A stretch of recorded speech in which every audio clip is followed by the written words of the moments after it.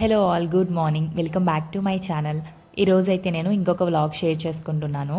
So మార్నింగే అయితే full చీకటిగా ఉంది. లాస్ట్ ఫ్యూ డేస్ నుంచి చాలా వర్షాలు అయితే పడుతున్నాయి కదా, సో వెదర్ కూడా చాలా చల్లగా ఉంటుంది. రీసెంట్ డేస్లో నేను బాగా నేర్చుకున్న ఒక గుడ్ హ్యాబిట్ ఏంటి అంటే, బిఫోర్ నైటే ఫుల్గా అన్నీ క్లీన్ చేసి నీట్గా పెట్టుకుంటున్నాను. సో మార్నింగే అయితే ఇంకా వెంటనే కుకింగ్ అయితే స్టార్ట్ చేసేయచ్చు లేట్ చేయకుండా. ఒకవేళ కొన్ని పనులు మిస్ చేసినా ఇంకా మార్నింగ్ అయితే బిజీగా అయిపోతుంది. ఇక్కడైతే నేను ఫస్ట్ మిల్లెట్స్ కుక్ చేస్తున్నాను. మిల్లెట్స్ కుక్ చేసుకునే వాళ్ళు చాలా బాగా వాష్ చేసుకోవాలి, లేకపోతే పైన చాలా మురిగ్గా ఉంటాయి కదా. మినిమం 5-6 టైమ్స్ అయినా సరే వాష్ చేసుకోవాలి. అండ్ మిల్లెట్స్ ఎవరైనా కొత్తగా వాడుతున్న వాళ్ళు, ఇలా నా ఫ్రెండ్స్ కూడా కొంతమంది అడుగుతూ ఉంటారు, ఎక్కువసేపు కుక్ చేయాలా, కుక్ అవుతాయా లేదా అని చెప్పి. ఓవర్ నైట్ కానీ లేకపోతే ఒక 6 అవర్స్ మినిమం అయితే సోక్ చేస్తే సరిపోతుంది. మనకు ఒక 10 మినిట్స్లోనే బాయిల్ అయిపోతుంది చాలా ఫాస్ట్గా రైస్ కన్నా. సో నేనైతే ఫస్ట్ మిల్లెట్స్ పెట్టేస్తాను, అది కుక్ అయిపోతే స్టవ్ ఖాళీ అవుతుంది కాబట్టి ఈలోపు నేనైతే వెజిటేబుల్స్ అన్నీ కట్ చేసుకుని రెడీగా పెట్టుకుంటాను.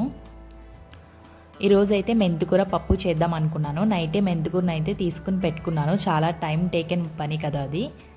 సో ఇక్కడైతే బ్రోకలీ టొమాటో కర్రీ కోసం వెజిటేబుల్స్ కూడా కట్ చేస్తున్నాను. ముందు రోజు నైటే సోక్ చేయవలసిన అన్నీ చేసేసుకుంటాను. ఏది మర్చిపోయినా మళ్ళీ మార్నింగ్కి అది అవ్వదు, మళ్ళీ వేరే దానికోసం వెతుకుతూ ఉండాలి. ఇక్కడైతే మిల్లెట్స్ ఆల్మోస్ట్ కుక్ అయిపోయాయి. లాస్ట్లో అయితే ప్లేట్ పెట్టి సిమ్లో పెడితే మనకి పొడిగా వస్తుంది. మిల్లెట్స్ నాకు తెలిసి ఎక్కువగా అయితే ఉప్మా రవ్వ ఉంటుంది కదా, సో అలాగే అనిపిస్తుంది టేస్ట్. అది కూడా రైస్ లాగా షుగర్ ఉండదు కాబట్టి అంత టేస్ట్గా ఉండదు, కొంచెం చప్పగా ఉంటుంది, కానీ ఉప్మా లాగా అనిపిస్తుంది టెక్స్చర్ అయితే. సో మేమైతే పొడిగానే చేసుకుని అందులో కర్రీ వేసుకుని తింటాము. ఇక్కడైతే నేను పెసరపప్పు డ్రైగా చేస్తున్నాను. ఫస్ట్ అయితే పోపు వేసి మెంతికూర ఫ్రై అయిపోయాక అందులో పెసరపప్పు వేసి లైట్గా వాటర్ వేస్తాను అంతే. సో అప్పుడు పప్పు మనకి పొడిగా ఉంటుంది కాబట్టి టేస్ట్ బాగుంటుంది. ఇలా ఎక్కువగా నేను క్యారెట్ బీన్స్తో చేస్తాను. ఈసారి అయితే నేను మెంతికూరతో చేశాను, చాలా బాగా వచ్చింది. ఎక్కువ పప్పు బాయిల్ చేయకూడదు, లైట్గానే బాయిల్ అవ్వాలంతే, పొడిగా ఉంటే బాగుంటుంది. ఈలోపు నేనైతే బ్రోకలీ కర్రీ కూడా చేశాను, చాలా సింపుల్. సేమ్ క్యాలీఫ్లవర్ కర్రీ ఎలా చేస్తామో సేమ్ అలానే చేశాను, టొమాటో వేసి.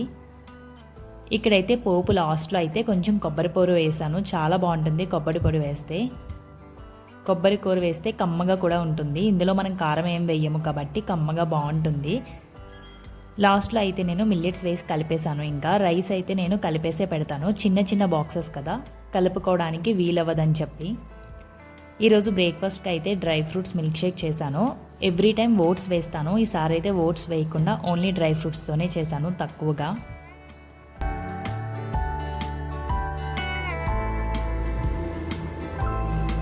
మార్నింగే కుకింగ్ అయిపోతుంది కాబట్టి ఇంకా మధ్యాహ్నం వరకు ఖాళీ. ఇవే కర్రీస్ అయితే నేను మాకు కూడా కొంచెం తీసేసుకుని దాచుకుంటాను ఆఫ్టర్నూన్కి. ఆఫ్టర్నూన్ మేము రైస్ పెట్టుకుంటే సరిపోతుంది నాకు మా వాడికి. ఇక్కడైతే జ్యూస్ కూడా చేసేసాను. జ్యూస్ చేసినప్పుడు చియా సీడ్స్ కూడా కంపల్సరీ యాడ్ చేస్తాను. చియా సీడ్స్లో కూడా కొంచెం ప్రోటీన్ ఉంటుంది, ఫైబర్ ఉంటుంది. డైలీ పర్పస్లో యూజ్ చేయకపోయినా జ్యూస్ చేసినప్పుడైతే మిక్స్ చేస్తూ ఉంటాను. ఇంకా బ్రేక్ఫాస్ట్ ఇచ్చేసిన తర్వాత కొంచెం రైస్ అవన్నీ చల్లారిపోయాక బాక్సుల్లో పెట్టి ప్యాక్ చేసేస్తాను. కంపల్సరీ కర్డ్ రైస్ కూడా పెడతాను.